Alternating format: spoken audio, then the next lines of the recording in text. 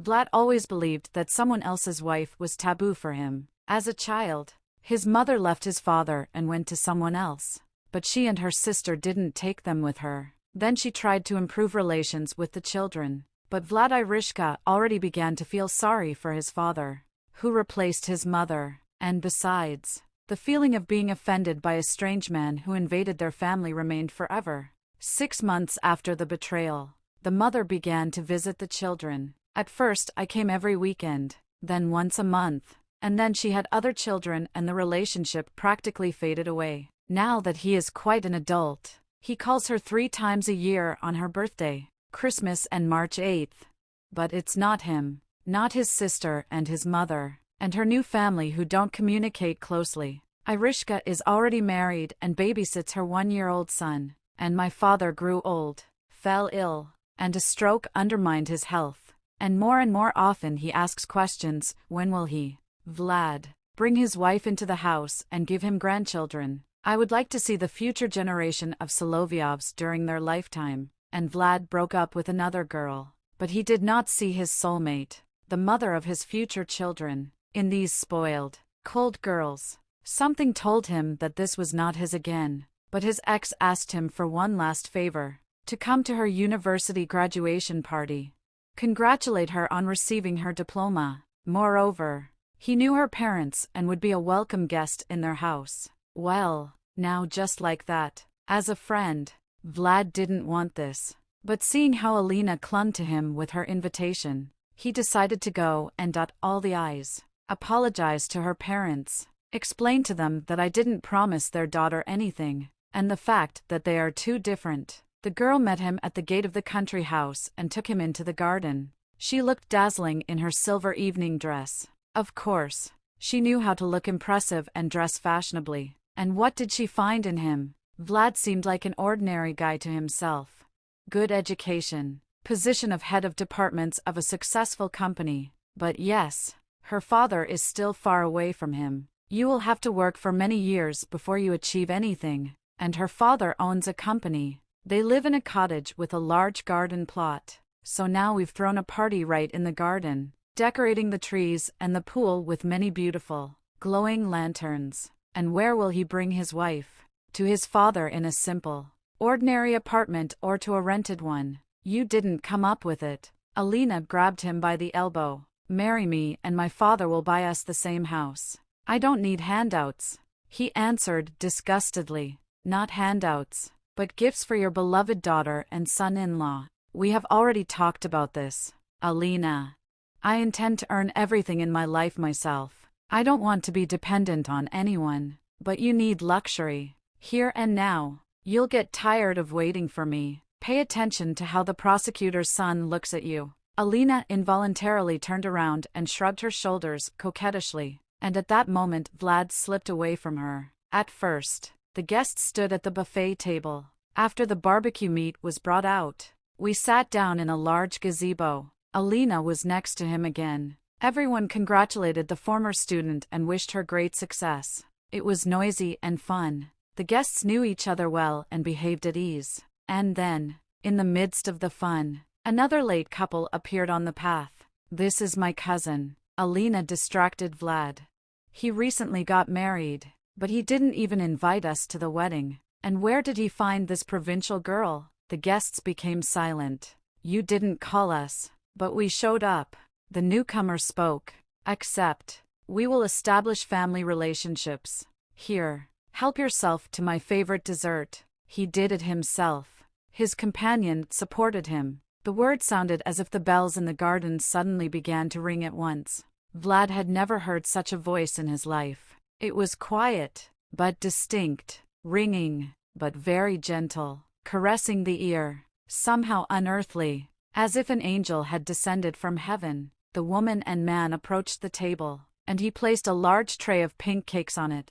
And it just melts in your mouth. Aunt Alina was the first to bite off an impressively sized piece. Despite her great weight, she had a passionate sweet tooth. Well, Vladimir, introduce us to your legal wife. Stop hiding it from us. The owner of the house greeted the guests approvingly. Jeanna, her husband, took the pretty woman by the shoulder, and from that moment on, Jonna became the center of attention. The women surrounded her with their attention and curiosity. They circled around her all the time and asked, where did she learn to make such an amazing dessert? Where she and her husband live? What they do? What is the name of her unusual hair color?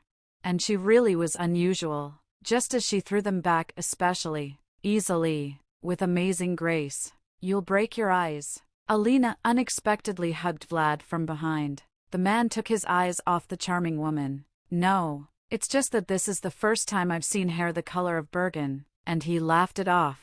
But all evening he continued to admire Jonna in secret. Someone else's wife became a bitter thought in his head. Vladimir and Jonna tried it as a guest for a short time. They gave Alina a gift and congratulated her on entering adulthood. We talked with her father and mother with other guests, and they announced that they were forced to deviate. After they left, Vlad became bored in this company, but it was still necessary to explain to Alina's parents. He seized the moment when they were alone, and he came up. Sorry, Mikhail Sergeyevich and Inna Nikolaevna, it's time for me too. We are waiting for you tomorrow at morning coffee. Alina's father shook his hand. I have a great offer for you. I'm sorry, but it was a farewell evening with your daughter. Vlad hastened to finish the dialogue.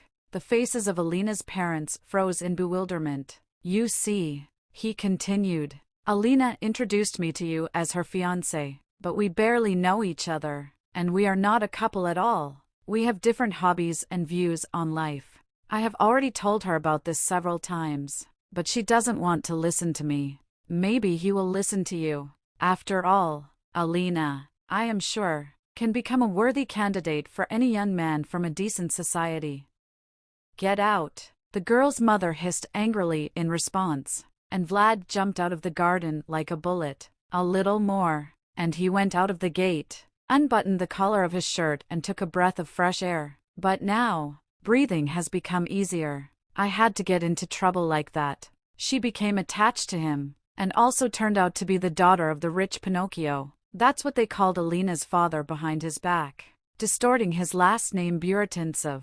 All the way, while Vlad was driving home, the image of Jonna appeared before his eyes. He felt like an enchanted wanderer who had been waiting all his life for his one and only, following her voice, looking for her eyes among 1,000 stars. And finally, I found it. But she turned out to be someone else's wife.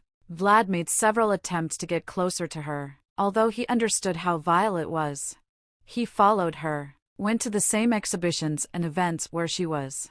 I tried to remember everything. Her smile, her gestures, every curve of her body. Tina sent her flowers and notes, but she was unapproachable. Finally exhausted, Vlad left for the north, agreeing to the position of head of a subsidiary of the company in which he worked. He tried to forget her, to get her out of his head, but he thought about her more and more. In every woman he looked for her features. He closed his eyes and imagined her as he hugged the other, but when I opened it, I was very disappointed.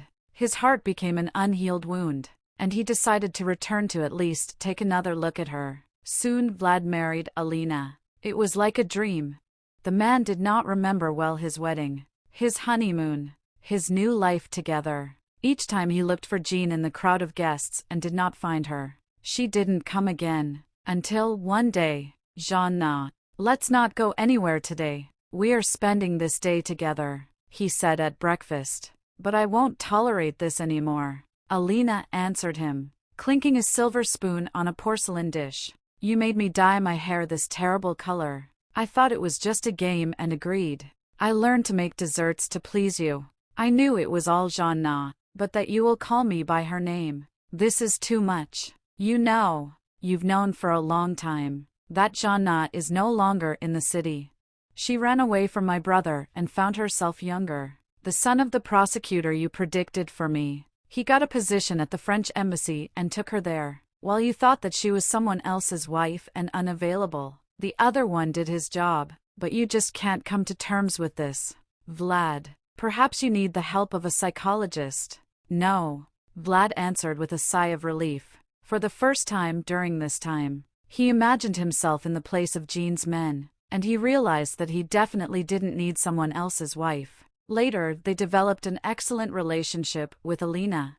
Contrary to generally accepted norms, she turned out to be a good wife and a kind mother to the 3 children born to them. The imprint of luxury was only on her face, but not on her character. She loved her husband very much and was faithful to him until the end of her life. Alina dyed her hair again to her natural color, and Vlad never called her Jana again. Thank you for being with us. Give it a like, subscribe to our channel, and you will be the first to listen to another new story.